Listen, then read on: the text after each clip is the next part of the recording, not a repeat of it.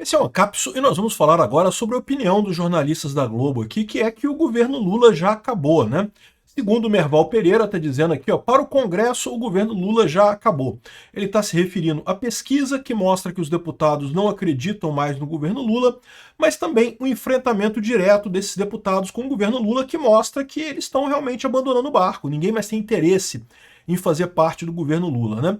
E o mais curioso disso é que você vai vendo aqui, tem outras pessoas também. A Amanda Klein também fala aqui que o Centrão está ameaçando debandada, está saindo do governo Lula. Tem aqui um quadrozinho da Globo News que fala basicamente a mesma coisa.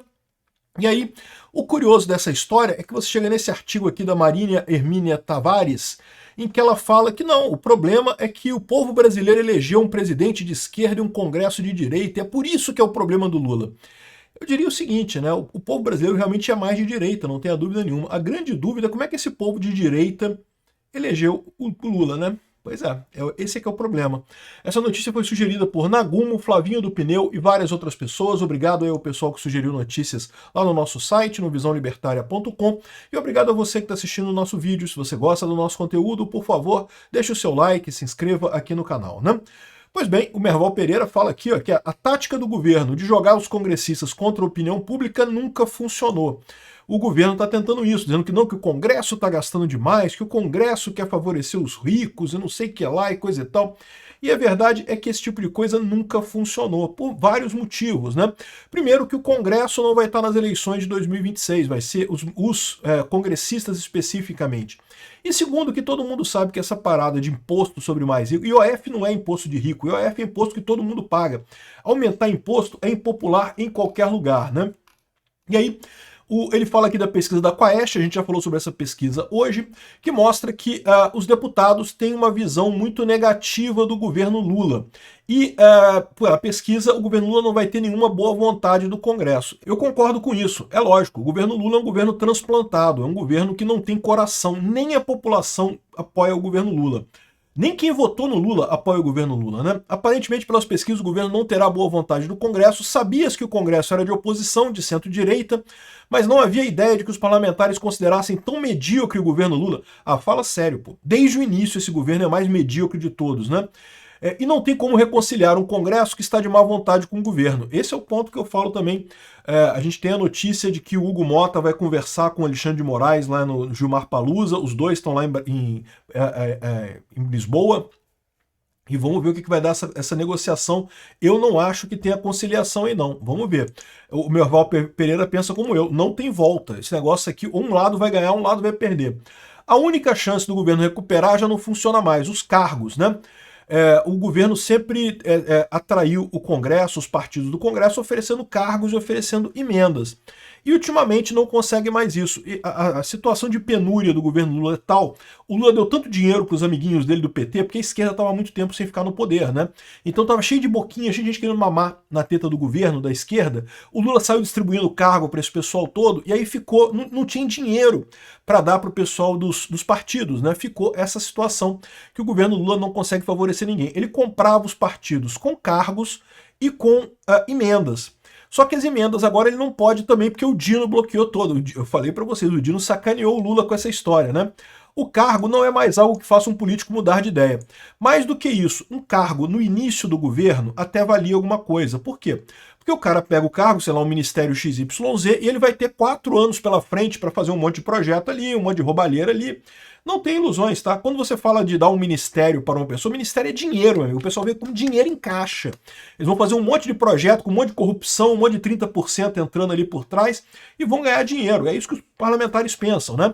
Então é lógico que eles queriam ministérios no início do governo. O problema é que você vai chegando perto da eleição, quando é um governo que você vê, esse governo que não tem apoio nenhum, coisa e tal, que não consegue andar com nada, vai chegando perto da eleição, o que o parlamentar pensa? Pô, tudo bem, eu adoro o dinheiro, mas eu prefiro mais me reeleger. Me reeleger é mais importante que o dinheiro. E não está tendo tanto dinheiro assim, porque o governo Lula é um governo quebrado. O governo Lula gastou tanto dinheiro para pagar pela própria eleição, para pagar para os cupincha que ajudaram ele, que não sobrou dinheiro para nada, né? Acredito que o governo Lula, para esse Congresso, está acabado. Quem está falando isso é o Merval Pereira. Eu acho que esse governo Lula já começou acabado, mas enfim. Os parlamentares se preparam para eleger um novo presidente em 2026 no lugar de Lula. Adivinhou, né? Pois é, exatamente. A tática do governo de jogar os congressistas contra a opinião pública nunca funcionou, na verdade. Olha só voltando aqui um pouquinho, se preparam para eleger um novo presidente em 2026 no lugar do Lula. Por que não antes, pô? Faz o impeachment desse cara de uma vez, faz o impeachment do Alckmin também, porra. Faz uma votação muito melhor. Ainda é o Congresso que escolhe agora. Por mais que se possa criticar o Congresso, não se pode abrir mão dele. Você está dizendo aqui que esse negócio de jogar o Congresso contra a opinião pública nunca funcionou, na verdade. Já foi tentado inúmeras vezes, né? Uma das peças fundamentais da democracia, não se pode anulá-lo dizendo que é um poder que só trata dos ricos. Porque não é um poder que quer se reeleger. E ele sabe que se quisesse dinheiro de rico, teria aceitado os cargos do Lula para pegar dinheiro do governo Lula. Não é esse o problema. Os congressistas já estão em modo de reeleição. É que eles sabem que esse papo de aumentar imposto só cola com a extrema esquerda. Só a extrema esquerda que tem esse desvio mental, que achar que tributar IOF não vai afetar o pobre. Todo imposto afeta todo mundo, né? Vamos ficar com um presidente isolado ou que quer anular o Congresso não faz sentido. Não é assim que a banda toca na democracia. O governo precisa encontrar uma saída. E Lula fez bem em recorrer ao STF na questão do IOF. Aí eu já discordo dele aqui, né? Porque tem razão, é uma questão delicada. O STF vai tentar uma conciliação. Aí que está o problema. Eu não acho que vai ter conciliação nessa história. Mas vamos ver o que vai acontecer, né? A Amanda Klein fala aqui, ó, Centrão ameaça debandada. O que ela está dizendo aqui é que essa crise do IOF, os partidos mais ao centro querem sair do governo Lula, mas eles já queriam sair antes, tá? Essa crise do IOF só explicitou as coisas. Estava todo mundo querendo sair do governo Lula, porque o governo Lula é um governo que está fadado ao fracasso. Daqui para frente é só piorar a situação, né? E o pessoal já fala em prazo para sair do governo, em agosto, não sei o que lá. A debandada já está certa.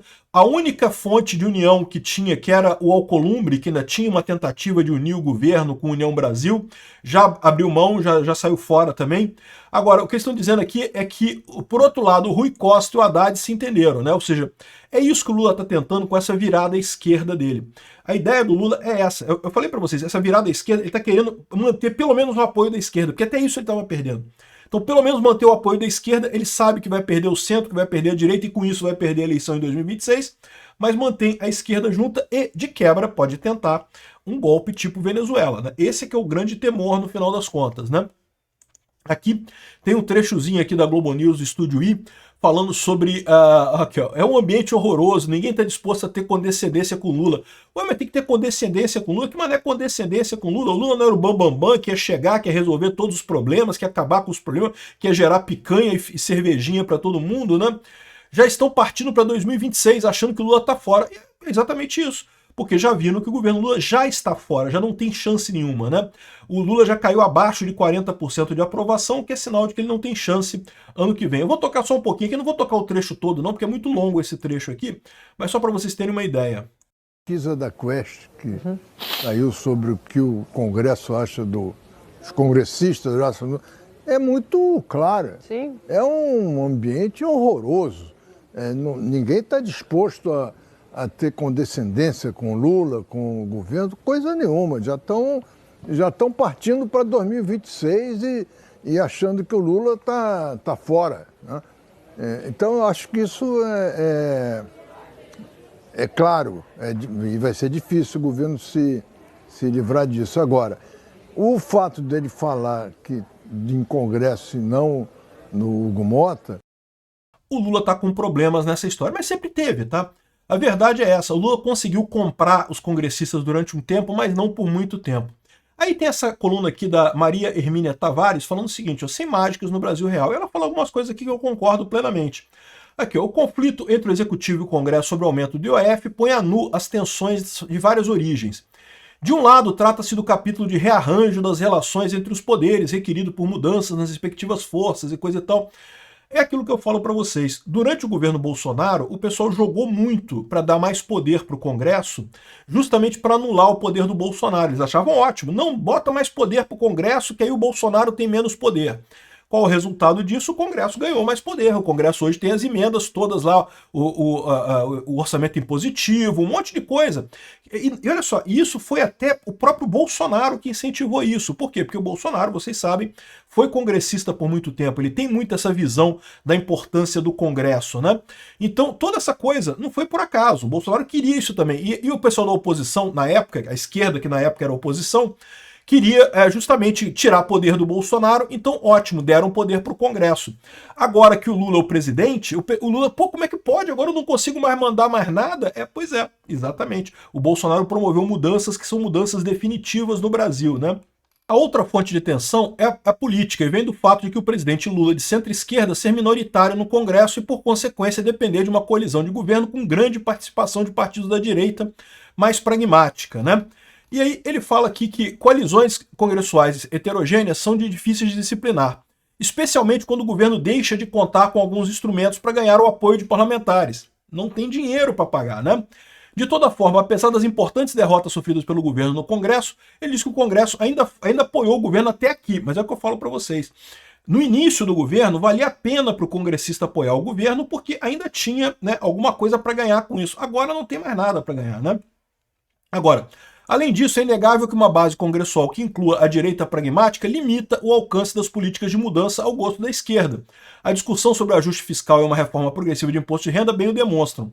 De toda forma, convém ter em mente duas realidades. Uma é que o conservadorismo do Congresso não é efeito espúrio de um sistema eleitoral que perverta a representação, mas das inclinações do eleitorado. É o que eu tenho falado aqui. O eleitorado brasileiro é muito conservador, é muito religioso, por isso elegeu um Congresso mais à direita. E a tendência é isso aumentar daqui para frente. Né? A grande questão dessa história é como é que esse mesmo eleitorado conservador elegeu o Lula, né? Porque não faz sentido, você concorda comigo? Eu concordo que o eleitorado é mais conservador, por isso fez um Congresso conservador. Agora, por que não fez um presidente conservador? A explicação que eu tenho para isso é muito simples. O STF botou o dedão na balança lá. As propagandas, só podia propaganda de um lado, fake news da esquerda estava tudo liberado, fake news da direita cancela tudo, proíbe tudo, tira, multa, proíbe, não sei o que lá. Isso é botar o dedão na balança, né? Fizeram de tudo, todo possível, com a ajuda da Rede Globo, com a ajuda dos meios de comunicação para bombardear Bolsonaro 24/7. Eles criaram essa estrovenga que o Lula está metido. Mas foi isso que eles fizeram também lá nos Estados Unidos, elegeram o Biden também numa situação similar. E é um desespero da esquerda com essa perda de popularidade que não tem jeito. É inevitável. Ganharam mais um mandato do Lula? Ganharam, mas não vai levar a nada, isso ao contrário. Vai só queimar mais o filme da esquerda, como o Biden queimou nos Estados Unidos, como o Alberto Fernandes queimou na Argentina, né?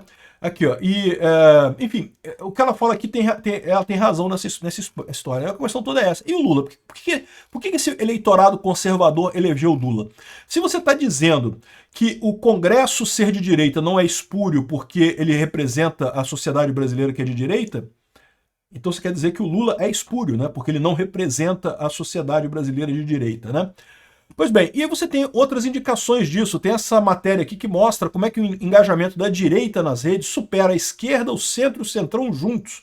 Ou seja, você pode somar todas as forças políticas do Brasil, a direita ganha com muita folga em termos de interação nas redes sociais. Isso representa a totalidade dos brasileiros? Não, não representa. As pessoas que estão nas redes sociais não são a totalidade dos brasileiros, como eu já falei para vocês, tem que tomar cuidado com isso. Tem muita gente que não está interessada em política, que nem discute política nas redes sociais, ou que está nas redes sociais e não discute política. Então, quando você fala de direita versus esquerda, centro e centrão juntos, você está falando das pessoas que interessam por política, que é um subgrupo das pessoas que estão dentro das redes sociais, né? Quem está lá para ver Big Brother Brasil não está nem aí para nada disso, né? Mas esse efeito é significativo exatamente pelo aquilo que eu falo. As redes sociais com a informação descentralizada fazem com que as pessoas troquem mais informações entre si. E quanto mais as pessoas trocam informações entre si, mais elas se percebem conservadoras e religiosas, como de fato são. A população brasileira é muito conservadora e muito religiosa. E acaba chegando nisso daí, né? E só para complementar isso daqui, ou seja, mostrando que tudo isso daqui é um desperdício. O governo Lula realmente foi uma tentativa desesperada da esquerda voltar ao poder e que já deu errado no final das contas, né? Por falar nisso, tem também o Lula foi no 2 de julho, né, que é um desfile que tem lá na Bahia, Independência da Bahia, muito grande. Tem um monte de gente lá, Não é por causa do Lula, tá? É por causa do desfile de 2 de julho. É muito famoso lá na Bahia, o pessoal adora essa festa lá e coisa e tal. E o pessoal foi recebido com vaia, tá? Tá aqui, ó.